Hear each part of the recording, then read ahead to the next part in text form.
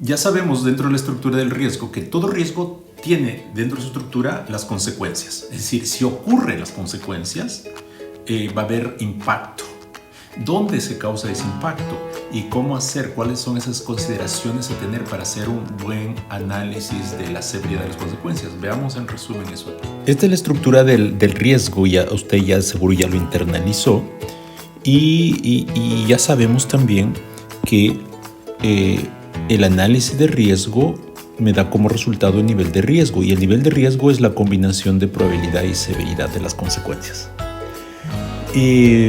Las consecuencias o la severidad de las consecuencias está en función del daño que puede recibir, que es importante que consideremos esta parte, es decir, el daño que pueda recibir las personas naturales o jurídicas que reciban esas consecuencias. Por ejemplo, el consumidor.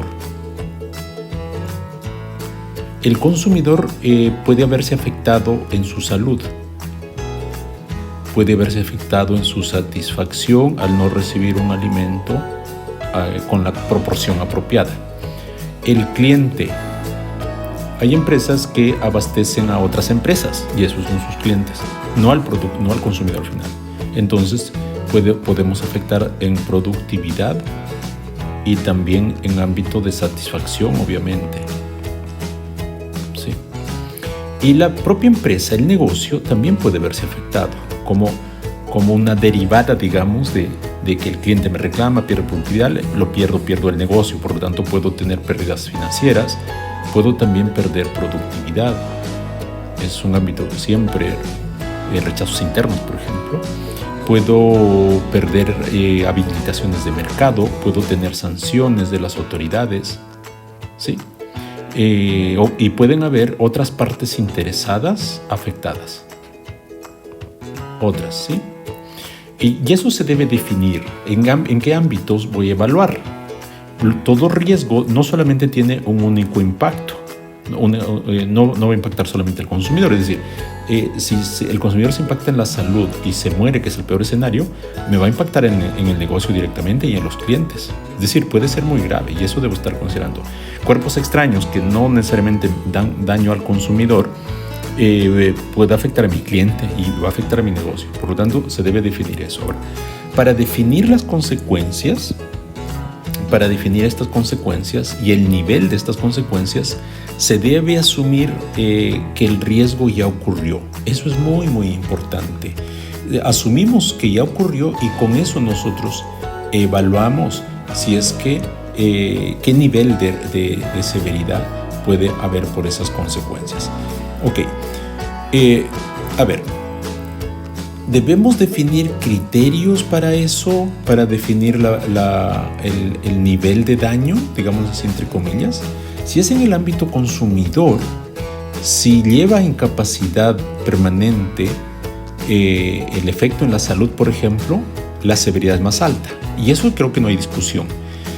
En los casos tanto de cliente o como mi negocio va a depender de la sensibilidad, en este caso del cliente. Si yo tengo dos clientes, a lo mejor perder parte de la venta de un cliente para mí va a ser muy alto. En el ámbito de negocio, hay negocios que a lo mejor con $10,000 es grave. Hay empresas más grandes que a lo mejor $10,000 no es grave. Entonces, esto de aquí se definen los criterios para evaluar a discreción. Recuerden que yo debo definir generalmente las escalas que existen en esa evaluación pueden ser en alta, media o baja. Es decir, digo, alta severidad, media severidad o baja severidad. Y ustedes pueden ir definiendo para el consumidor en la salud, por ejemplo, en el ámbito cliente o en el ámbito negocio. En algunos casos se omite esto y se incorpora directamente en el negocio. Entonces yo digo, si es en la salud del consumidor, si el daño es irreparable, es irreversible, es lo más alto. En el ámbito del negocio, ahí ustedes definen en qué nivel es irreversible. Lo mismo para la probabilidad. La probabilidad también tenemos que poner escalas para poder estructurar. Y eso se hace junto con los métodos que nosotros tenemos o métodos que hay disponibles.